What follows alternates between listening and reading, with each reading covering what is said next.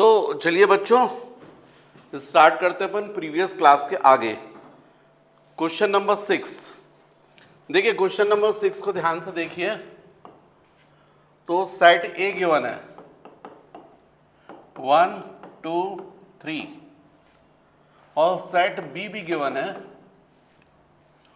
4 5 6 7 and function given है आपको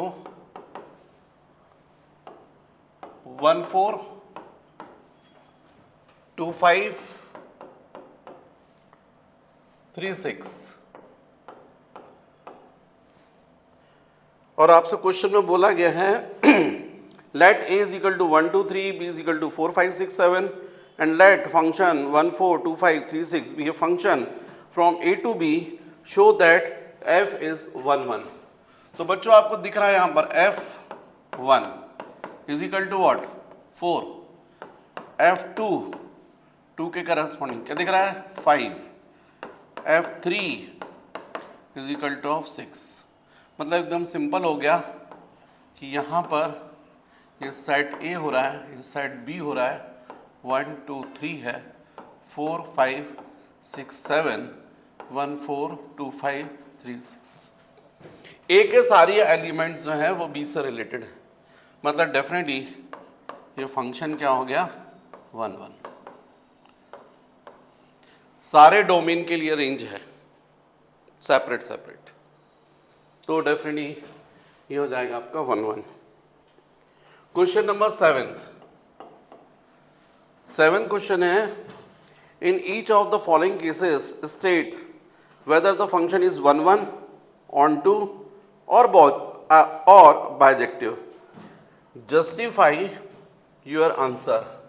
तो 7 का फर्स्ट, इसमें हमको फंक्शन बोला है R to R, real to real, defined by fx is equal to of 3 minus 4x। ये फंक्शन हमको है fx is equal to of 3 minus 4x। तो इस केस में यदि अपन बात करें रियल टू रियल बोला गया है ना,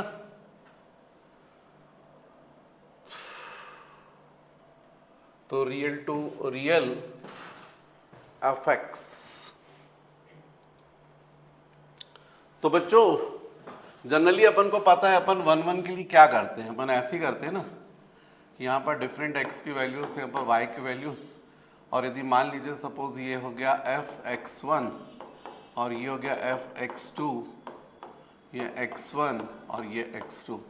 अब ये दोनों सेपरेट ना होकर यदि मान लीजिए कंबाइंड है, मतलब fx1 is equal to fx2, और यदि यहाँ भी ऐसा हो जाए कि ये ऐसा ही हो जाए x1 is equal to x2, separate ना रहे, तो 1 1 प्रूफ हो जाएगा। मतलब हम क्या लेते हैं fx1 is equal to fx2, मतलब ये जो इमेज है वो डिफरेंट नहीं है, एक ही इमेज है। यदि एक ही इमेज है तो ये जाएगा 3 माइनस 4 इंटू ऑफ x1 और ये जाएगा 3 माइनस 4 टाइम्स ऑफ x2, तो 3 3 cancel, minus 4x1 is equal to minus 4x2, minus minus cancel, 4 4 cancel, x1 is equal to x2। मतलब सेट ए में जो एलिमेंट है वो भी सेम है, सेम एलिमेंट की सेम इमेज। इसका मतलब है ये फंक्शन जो है वो प्रूफ हो गया 1 1। यही हमारा पैटर्न रहता है। अब ये मैंने प्रूफ किया फॉर 1 1, फॉर 1 1। अब अपन फॉर ऑन टू के लिए क्या करते हैं, fx को अपन y ले लेते हैं, let fx is equal to y। इसका मतलब y इज इक्वल टू क्या हो गया 3 माइनस 4x1। इसका मतलब है यहाँ पर x की वैल्यू अपन निकालते तो हो जाएगा 4x is equal to 3 minus y। इसका मतलब x is equal to 3 minus y by 4, ये हमको मिला है। अब ऑन टू के लिए अपने को मालूम है यहां पर सेट बी जो है उसके हर एलिमेंट के लिए अपने को क्या चाहिए, इमेज, इमेज। तो फिर इसके बेसिस पर प्रूफ करेंगे। तो फिर हम कर सकते हैं सिंस 3 बिलोंग्स टू आर, तो रियल नंबर है। अब 3 में से यदि आप कुछ भी सब्ट्रैक्ट करोगे तो वो भी रियल नंबर ही होगा। y की कोई भी वैल्यू रख दीजिए, 1 2 3 4 कुछ भी रख दीजिए। 3 माइनस 1 2, 3 माइनस 2 1, रियल नंबर आ रहा है। नेगेटिव भी रखोगे तो भी रियल आएगा, है ना। इसका मतलब 3 माइनस वाई बाय 4, ये भी क्या होगा, रियल नंबर ही होगा। और 3 माइनस वाई बाय 4 ये क्या है, x। इसका मतलब हर y के करस्पॉन्डिंग आपको क्या मिल रही है, इमेज, राइट। तो इसका मतलब ये हुआ कि जो फंक्शन है वो क्या हो गया, ऑन टू। तो इसका मतलब है फंक्शन क्या हुआ, बाइजेक्टिव। क्यों हुआ बाइजेक्टिव, क्योंकि 1 1 भी है और ऑन टू भी है, राइट। अब इसी क्वेश्चन का सेकंड पार्ट, क्वेश्चन नंबर 7, इसका सेकंड पार्ट। तो सेकंड पार्ट में फिर से बोला गया फंक्शन रियल टू रियल और fx फिर से हमको गिवन है 1 प्लस एक्स स्क्वायर। अब फिर से बच्चों हमको प्रूफ करना है कि क्या है। तो हम लोग फिर से let fx1 is equal to fx2 means 1 plus x1 square is equal to 1 plus x2 square.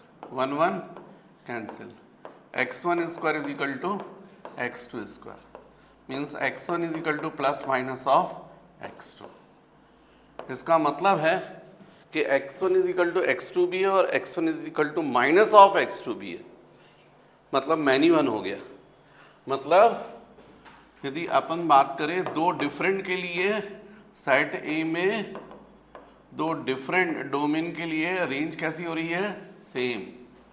fx is equal to fx1 is equal to fx2, मतलब सेम इमेज किसकी, x1 और माइनस x2। इसका मतलब ये हो गया कि जो फंक्शन है वो नॉट 1 1, नॉट 1 1, इसका मतलब ही होता है नॉट 1 1, इसका मतलब ही है मैनी वन। अब बात होती है ऑन टू, इसके लिए तो let fx is equal to of y। तो fx is equal to 1 plus x square है, तो y इज इक्वल टू क्या हो जाएगा, 1 प्लस एक्स स्क्वायर। अब इसका मतलब फिर से y minus 1 is equal to of x square. तो अब यहाँ पर आपको मिल रहा है x is equal to plus minus root over y minus 1। तो क्या y की हर वैल्यू के लिए x जो है वो रहेगा, नहीं रहेगा, क्योंकि आप y जो है वो बिलोंग्स टू r है ना, लेकिन x जो है जरूरी नहीं है कि वो रियल नंबर रहे। क्योंकि मान लीजिए y की वैल्यू आपने रख दी -3, if y is equal to -3, तो x इज इक्वल टू क्या जाएगा, प्लस माइनस रूट ओवर -3 -1। इसका मतलब है x is equal to plus minus root over -4। Imaginary मतलब x not belongs to r, जबकि क्या होना चाहिए, रियल। इसलिए अपन क्या बोलेंगे, therefore f is not onto. मतलब फंक्शन मैनी वन बोलोगे और यहां पर क्या बोलोगे, into. Question number 8, question number 8, let A and B sides show that function A cross B is belongs to A cross B into B cross A such that F AB is equal to BA is bijective function, is bijective. ये Cartesian product दिया ए set ए और set B का, और ये set B और set ए का Cartesian product. मतलब यहाँ पर फिर एक सेट बन रहा है, सपोज ये x और ये पूरा सेट बन रहा है y। x क्या है? Cartesian product of A cross B. y क्या है? Cartesian product of B cross A. अब फंक्शन ये दिया हुआ है, आपको प्रूफ करना है, तो आप यहां पर ले सकते हैं। देखिए function a cross b is equal to B A, ऐसा बोला गया है। यहां पर f A B is equal to ये। तो बच्चों यदि हम बोलते हैं f let f a1 b1 is equal to f a2 b2। f a1 जैसे मैंने x1 कर रहे थे, f x1 is equal to f x2। अब x1 की जगह अपन क्या लिखोगे? a1 b1। x2 की जगह क्या लिखोगे? a2 b2। लेकिन ये किसके इक्वल है? तो जाएगा b1 a1, और ये किसके इक्वल हो जाएगा? b2 a2। इसका मतलब क्या हो गया? therefore b1 is equal to b2 and a1 is equal to a2। मतलब क्या हुआ? 1 1। आप देख रहे हो a1 is equal to a2, a1 और a2 क्या हो गए? सेम, एक ही है। और यहां पर ये b1 b2 भी कैसे हैं? b1 b2 भी कैसे हैं? सेम। तो यहां पर इसका इसके साथ रिलेशन, मतलब फंक्शन क्या हो गया? Therefore function 1 1। प्रूफ हो गया। क्लियर? ये बात आपको समझ में आनी चाहिए। यदि आप इस चीज को आप चाहो तो ऐसा भी बोल सकते हो, यदि इस तरीके से नहीं बोलना तो आप ऐसे ही बोल सकते हो, therefore a1 b1 is equal to a2 b2, ऐसा भी बोल सकते हो। इसका मतलब है f function is what? 1 1 proof हो गया। अब नेक्स्ट, फॉर ऑन टू तो जैसे y, यदि हम इसकी बात करें तो y या b cross A belongs to onto के लिए आप किस तरीके से कर सकते हैं इसको? बोलो बच्चों।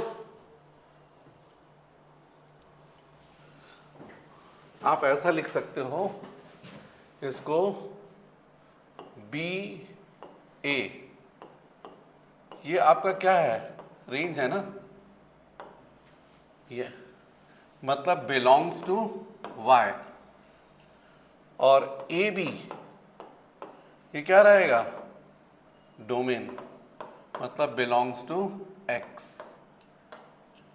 इसका मतलब है therefore x exist for every y, every value of y, therefore function is what? onto, therefore function is what? bijective। सीधे सीधे लिख सकते हो आप, क्योंकि आपको दिख रहा है ये रेंज है और इसके करस्पॉन्डिंग ए बी क्या आ रहा है? आपका डोमेन। तो इसका मतलब क्लियर है। फिर नेक्स्ट बच्चों, क्वेश्चन नंबर 9।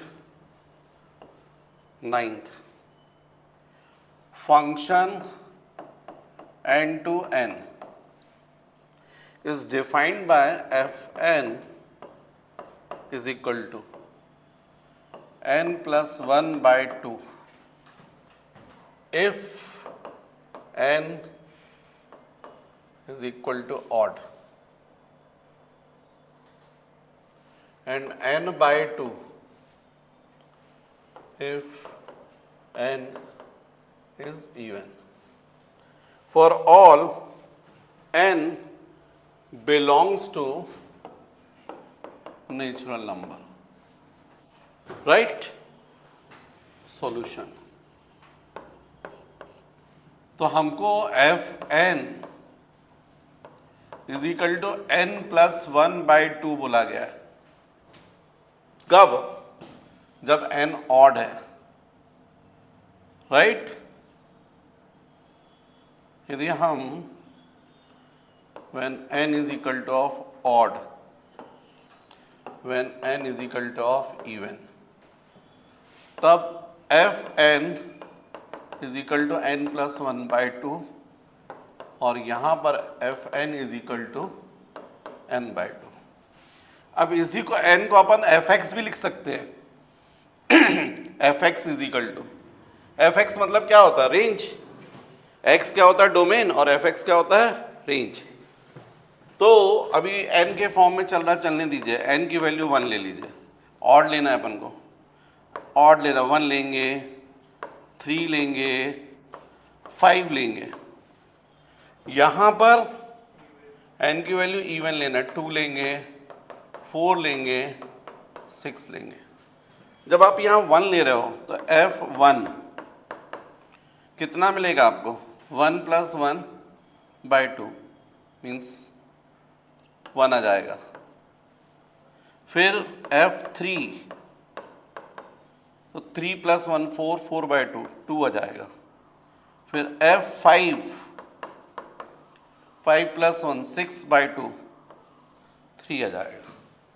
यहाँ पर f2 इज इक्वल टू, तो डेफिनेटली 2 बाई 2 1 आ गया।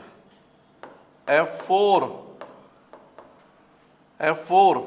4 बाई 2 2 आ गया। f6 6 बाई 2 6 बाई 2 3 आ जाएगा। मतलब यदि हम x y या फिर आप समझ रहे हैं ना, आप f है तो ये एफ एक्स हो जाएगा। यहाँ पर वैल्यूज ले रहे हैं, तो यहाँ पर जब वैल्यूज ले रहे हैं 1 2 3 4 सब ले लीजिए। 1 2 3 4 5 बल्कि 6 भी लिया आपने, यहाँ पर आपने 6 भी लिया। तो यहाँ पर रेंज में क्या मिल रहा है? 1 2 3, 1 भी मिल रहा है, 2 भी मिल रहा है, 3 भी मिलेगा, आगे 4 भी मिलेगा, 5 भी मिलेगा, 1 2 3 4 5 सब मिलेगा। आगे बढ़ाते जाइए, वैल्यूज आपको मिलते आएगा। अब इस 1 के करस्पॉन्डिंग देखो, 1 के करस्पॉन्डिंग 1 है,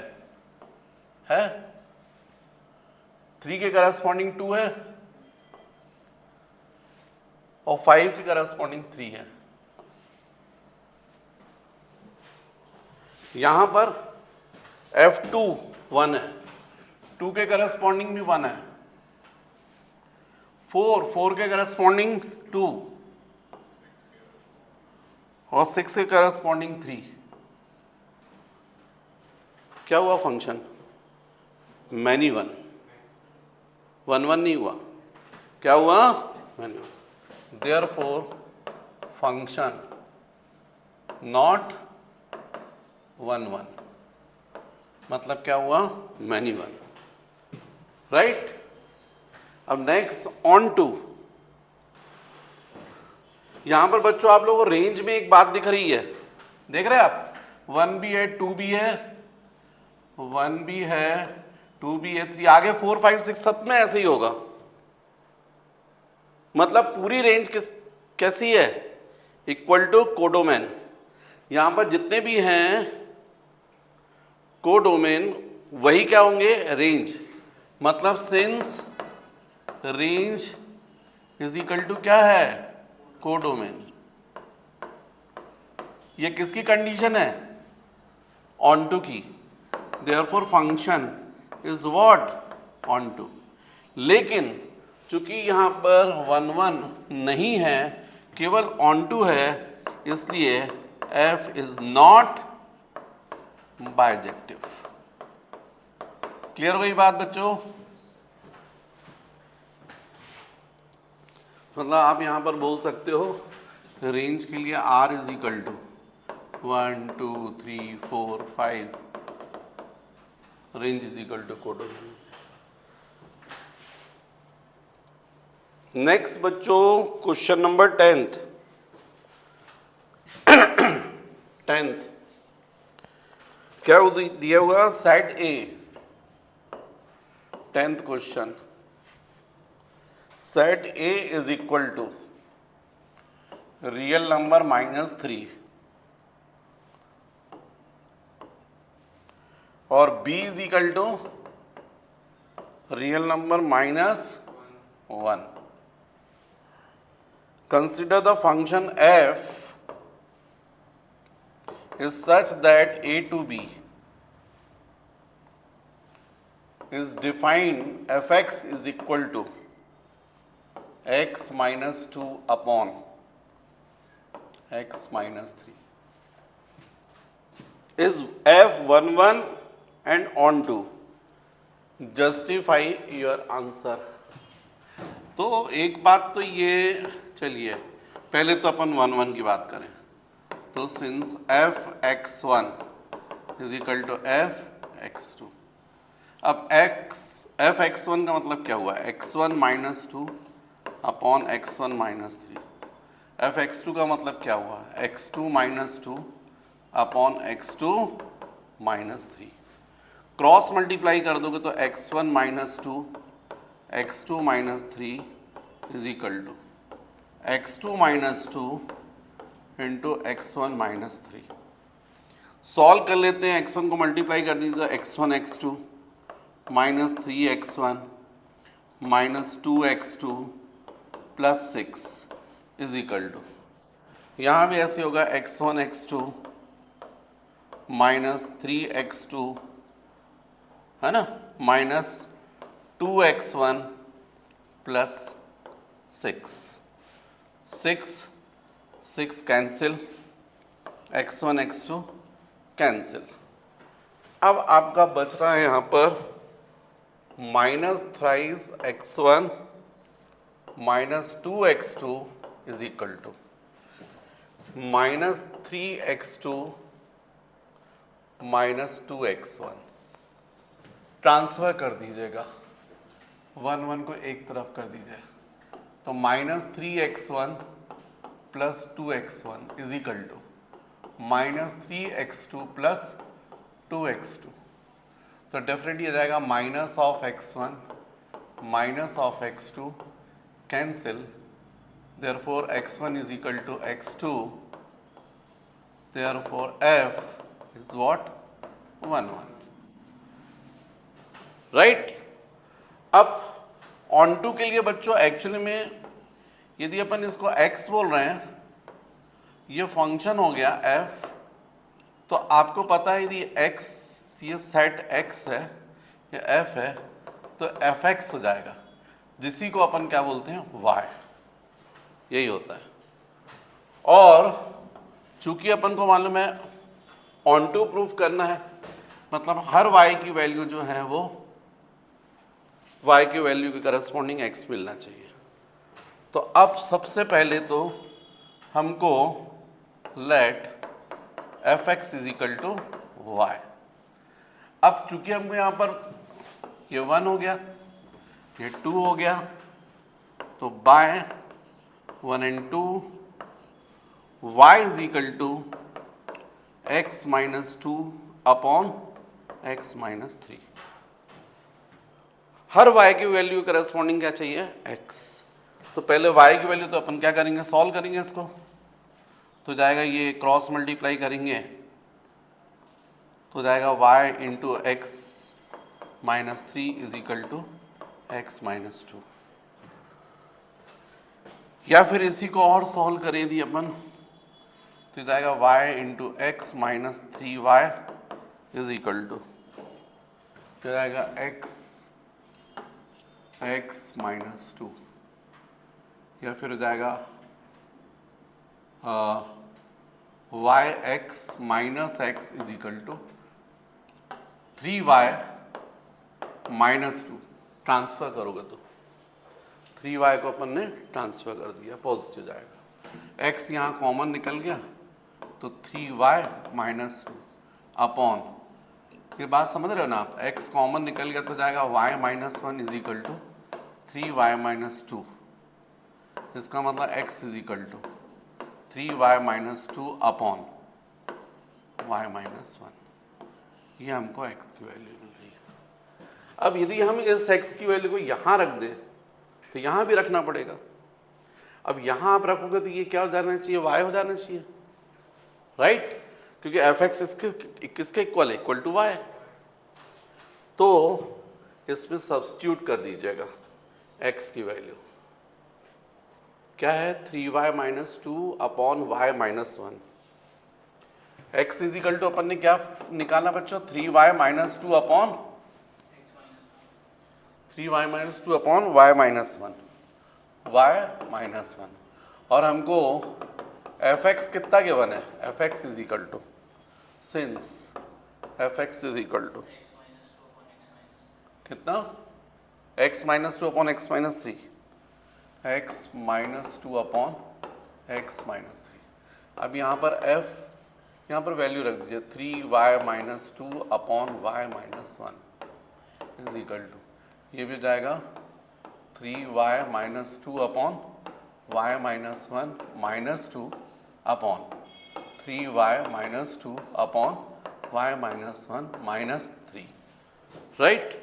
ये f(x) है, ये f(x) किसके इक्वल आना चाहिए, इक्वल टू y। यदि आ गया तो प्रूफ हो जाएगा। तो इसका मतलब f 3y -2 upon y -1 is equal to, इसको सॉल्व करो बच्चों, एलसीएम ले लो, y -2 minus twice of y -1 upon y -1 upon, यहाँ पर हो जाएगा 3y -2 minus thrice of y -1 upon y -1। LCM cancel, इसका मतलब f 3y -2 upon y -1 is equal to, यहाँ पर क्या हो जाएगा बोलो, 3y -2 minus twice of y +2 divided bye, नीचे जाएगा 3y -2 माइनस 3y +3, तो इज इक्वल टू, यहाँ पर देखें अपन -2 और +2 कैंसिल, और यहाँ 3y और -3y cancel, 3y -2y y, और नीचे 1, मतलब हमको f 3y -2 upon y -1 is equal to क्या मिला, y। एक्चुअल में ये है क्या, x ही तो है, ये देखो x है ये, तो अपन चाहते तो इसको f(x) ही लिखते, और f(x) इज इक्वल टू क्या मिला, y। इसका मतलब है हर y के करस्पॉन्डिंग क्या मिल रहा है आपको, x। इसका मतलब ये होगा कि f क्या हो गया, ऑन टू, क्या हो गया, ऑन टू। तो ये फंक्शन चूंकि हमने 1 भी प्रूफ किया है, हमने 1 भी प्रूफ किया ये, और साथ ही साथ हमने क्या प्रूफ किया, इसको ऑन टू भी प्रूफ किया, मतलब ये फंक्शन क्या हो गया, बाइजेक्टिव हो गया। क्लियर? फिर बच्चों क्वेश्चन नंबर 11th में यदि आप देखें एमसीक्यू है, और फंक्शन हमको बोला such that real to real और f(x) is equal to x to the power 4 बोला है। इसका मतलब है यदि f(x1) is equal to f x two लोगे तो x1 to the power 4 is equal to जाएगा x2 टू द पावर 4 या x1 is equal to plus minus x2 आ जाएगा। इसका मतलब ये क्या हो गया, फंक्शन f क्या हो जाएगा, मैनी वन हो जाएगा, नॉट 1 1। एक बात। दूसरी बात, यदि अपन fx को बोलते हैं y, इसको अपन बोलते हैं y, तो y इज इक्वल टू जाएगा x टू द पावर 4, मतलब y to the power 1/4 is equal to of x is equal to y to the power 1/4। अब ये हमको r टू r बोला, रियल टू रियल, तो y की value आप real ले लीजिए, let y is equal to 2, तो x is equal to 2 to the power of 1/4 not belongs to r। इसका मतलब क्या हुआ, f is not onto, not 1 1, not on to.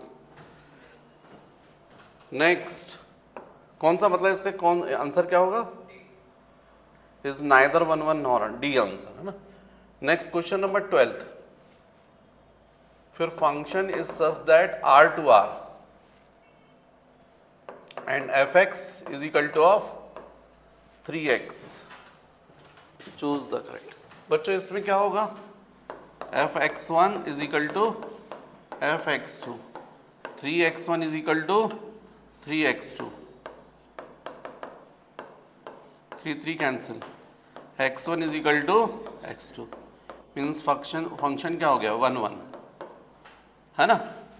अब ऑन टू के लिए fx is equal to y is equal to 3x, y/3 is equal to x is equal to y/3। अब y जो है यदि बिलोंग्स टू r है तो x भी बिलोंग्स टू r ही रहेगा। r की कोई भी y की कोई भी वैल्यू लीजिए रियल नंबर में, कुछ भी सब्स्टिट्यूट करोगे x भी क्या जाएगा, रियल। इसका मतलब है फंक्शन क्या हो गया, ऑन टू। तो 1 1 भी हुआ, ऑन टू भी हुआ, तो बाइजेक्टिव हो गया, ए आंसर। तो बच्चों नेक्स्ट अपन को देखना है कंपोजिशन ऑफ फंक्शन। अब कंपोजिशन मतलब टू फंक्शंस का कंपोजिशन, एक फंक्शन सपोज f और एक फंक्शन सपोज g। अब एक फंक्शन f ऐसा है जो a टू b है और दूसरा फंक्शन g ऐसा है जो b टू c है, राइट। मतलब फंक्शन a में a डोमेन, तो ये क्या हो गया, रेंज, और g में जो ये रेंज था वही क्या हो गया, डोमेन, और इसकी रेंज हो जाएगी c। तो फिर इस कंडीशन में जो गॉफ होता है, कंपोजिशन जो है उसको हम लोग डिनोट करते बाय गॉफ, GOF। लेकिन इसको क्या है एक्चुअल में, गॉफ ये होता है A to C, direct A to C, right. मतलब जो A के डोमेन होंगे उसकी पूरी क्या बन जाएगी, रेंज बन जाएगी यहां पर, for every value of x। Gof x का मतलब जो g है वो रहेगा फंक्शन ऑफ x। पर बच्चों बहुत इजीली अपन को समझ में आएगा यदि अपन थोड़ा क्वेश्चंस करते हैं। तो देखिए एक बहुत बढ़िया इनका एग्जाम्पल है, एग्जाम्पल 15। उसी को यदि आप देखें तो एकदम क्लियर होगा आपको। f हमको गिवन है 2 3 4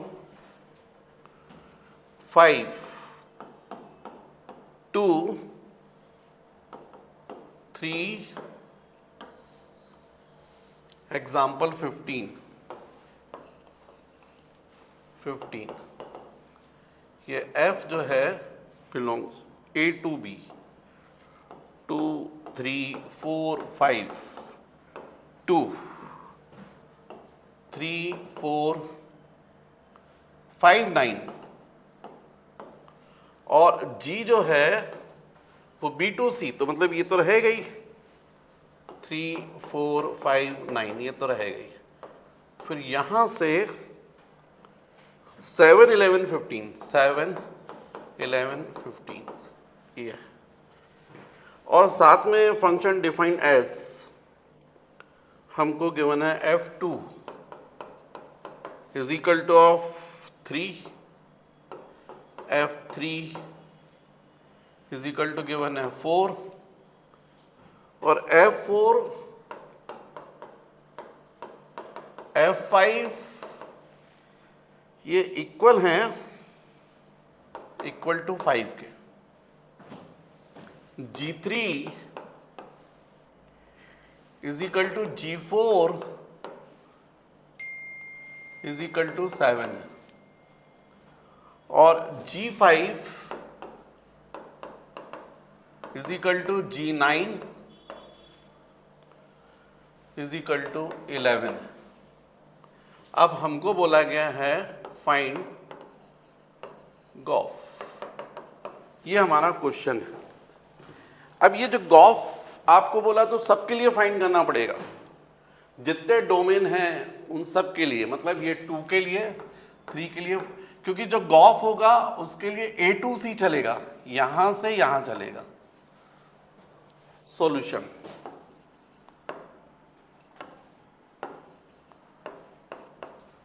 तो यदि मैं बोलूं आपको गॉफ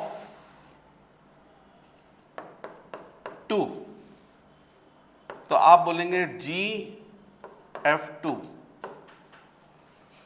गॉफ 2 का मतलब GF2 और आप देखें यहां पर F2 कितना है 3, तो ये 3 आ जाएगा और G3 की वैल्यू देखिए कितना है 7, राइट। G3 की वैल्यू 7। फिर नेक्स्ट गॉफ 3 मतलब G फंक्शन ऑफ 3। अब ये हो जाएगा G फंक्शन ऑफ 3 4 और G4 यहां देखिए फिर से कितनी है 7, राइट। फिर गॉफ नेक्स्ट है 4 तो जाएगा GF4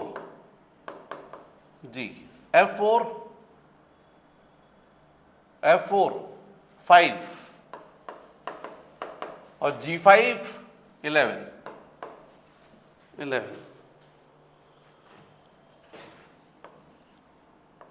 गॉफ 5 सेट ए पूरा सारे एलिमेंट लेना पड़ेगा आपको गॉफ, तो ये जाएगा GF5 F5 बच्चों 5 और G5 क्या है 11। मतलब इसका मतलब आप समझें कि यहां पर जो बोला था हमको, ये बोला गया था, जगह कम है, ये था 2 3 4 5, ये साइड भी 3 4 5 4 5 9। चलिए पीछे बनाते हैं, जगह ही नहीं दिख रही मुझे, बेटर है न्यू पेज पे करते हैं। तो यहां पर यदि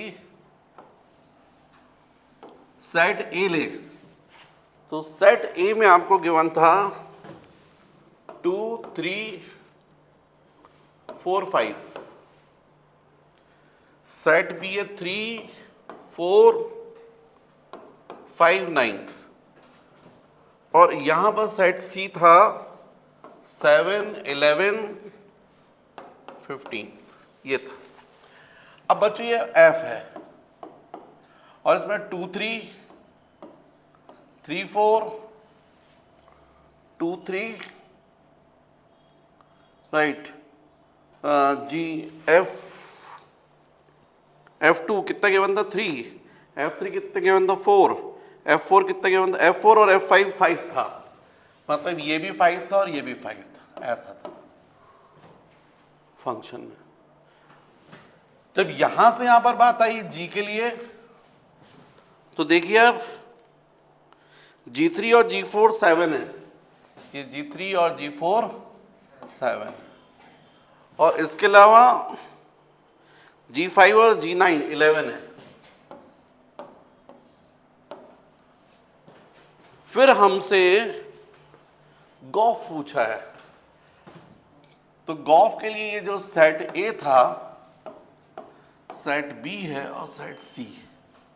तो ए के 2 3 4 5 और यहां पर हो गया सेट सी, तो 7 और 11।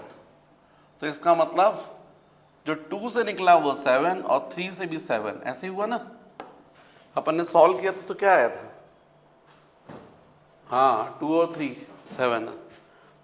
7 था, और 4 और 5 से 11 था। तो ये 4 और 5 से क्या हुआ? 11 हो गया। ये रहेगा आपका गॉफ। क्लियर?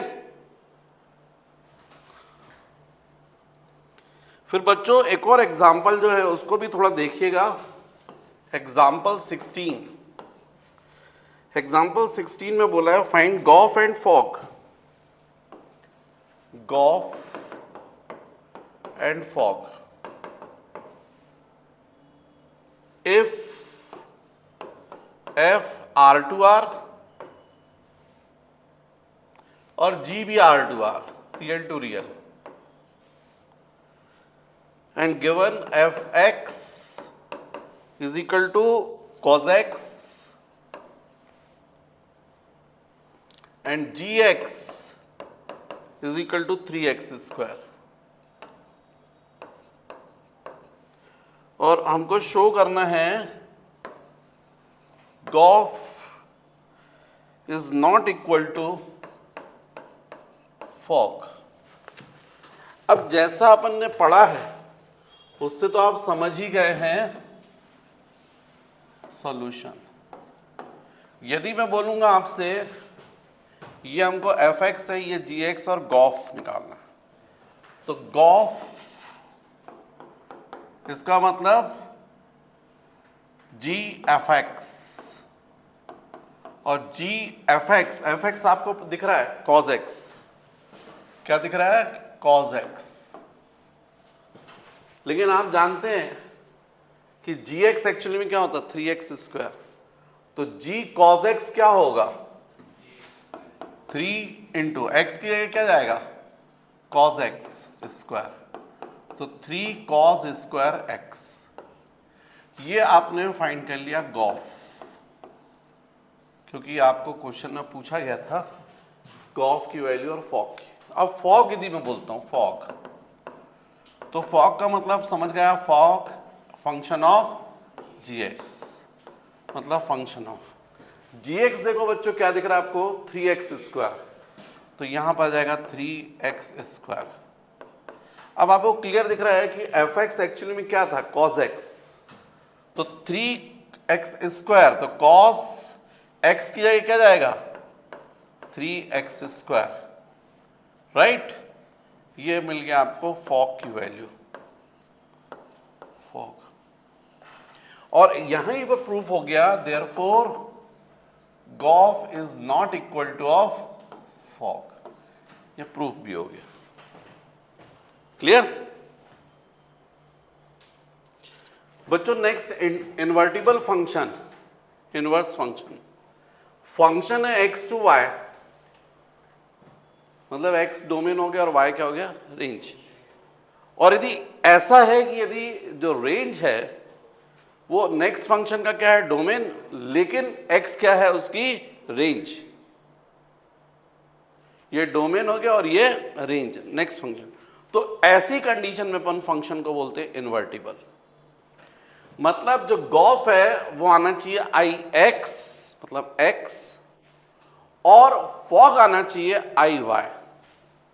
तब अपन सेकंड फंक्शन को इनवर्स बोलते हैं फर्स्ट का, या फर्स्ट को अपन बोलते हैं इनवर्स ऑफ सेकंड, या सेकंड को बोलते हैं इनवर्स ऑफ फर्स्ट। लेकिन इन्वर्टिबल होने के लिए जरूरी है कि जो फंक्शन है f वो 1 1 और ऑन टू दोनों होना चाहिए। ये मैं क्या बोल रहा हूं आप समझिएगा। यहां पर ये x है, ये y सेट है, ये फंक्शन है f, और यदि ऐसा हो जाए जी, तब अपन इसको बोलते हैं दोनों एक दूसरे के इन्वर्टिबल। मतलब यदि आप बोलते हैं F x is equal to Y, F x is equal to Y, और G Y is equal to X, तो फिर इस कंडीशन में ये एफ जी का इन्वर्टिबल और जी एफ का इन्वर्टिबल। लेकिन जब आप गॉफ की वैल्यू निकालेंगे, गॉफ मतलब जी फंक्शन ऑफ एक्स, तो ये आनी चाहिए आपके आई एक्स, और फॉक जो है वो आना चाहिए आपका आई वाई। और जरूरी यहां पर है कि जो फंक्शन है एफ वो क्या होना चाहिए, 1 1 एंड ऑन टू। पर मेरी ये बात बहुत अच्छी समझ में आएगी आपको क्वेश्चन से। एक एग्जाम्पल अपन लेते हैं तो आपको एकदम क्लियर हो जाएगा, और वो एग्जाम्पल भी अपन एनसीईआरटी सेलेक्ट करते हैं, एग्जाम्पल 17। तो बोला गया let f is n to y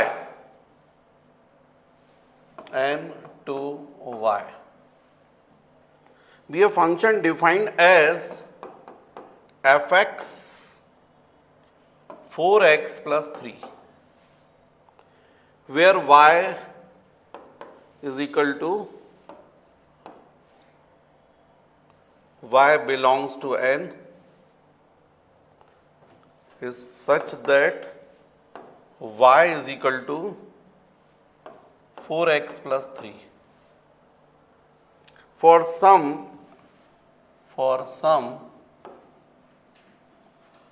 x belongs to natural number.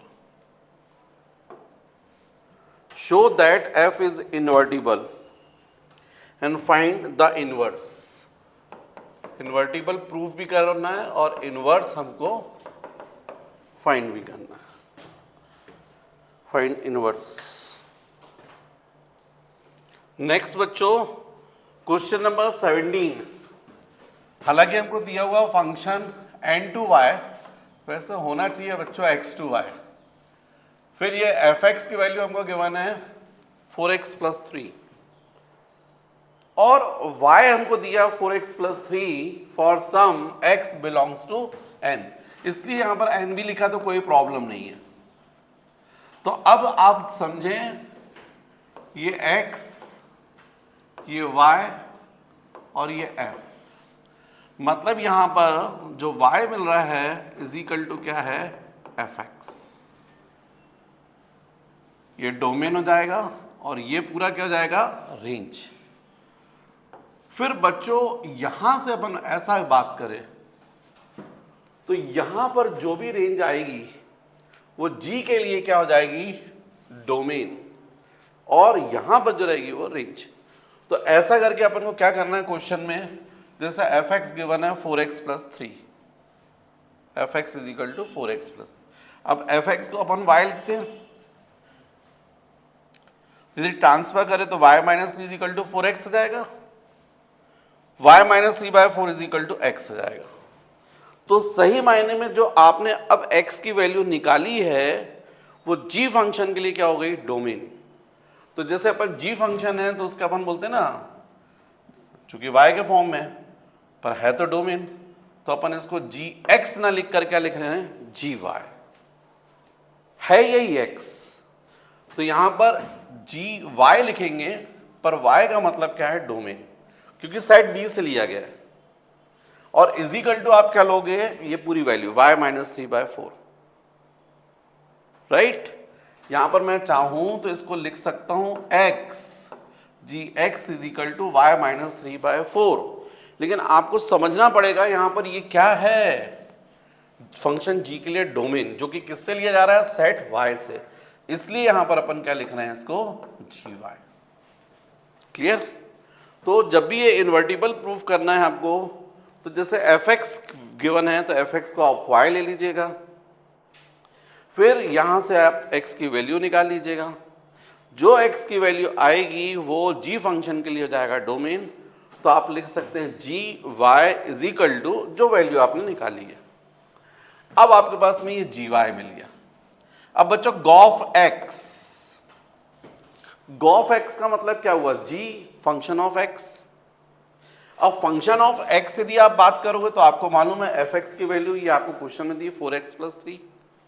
Board पर ध्यान दो, जी एफ एक्स, तो एफ एक्स की वैल्यू हमको कितनी गिवन है? 4x + 3 हमने रख दिया। अब यदि मान लीजिए यहां पर ये 4x + 3 है, जी वाई यदि हो तो y - 3/4 होता है। y की जगह आप क्या लिख रहे हो? 4x + 3। तो यहां भी आपको सब्स्टिट्यूट करना पड़ेगा, 4x + 3 - 3/4 प्लस 3 - 3 बच्चों कैंसिल हो गया, 4x/4, 4 कैंसिल हो जाएगा x।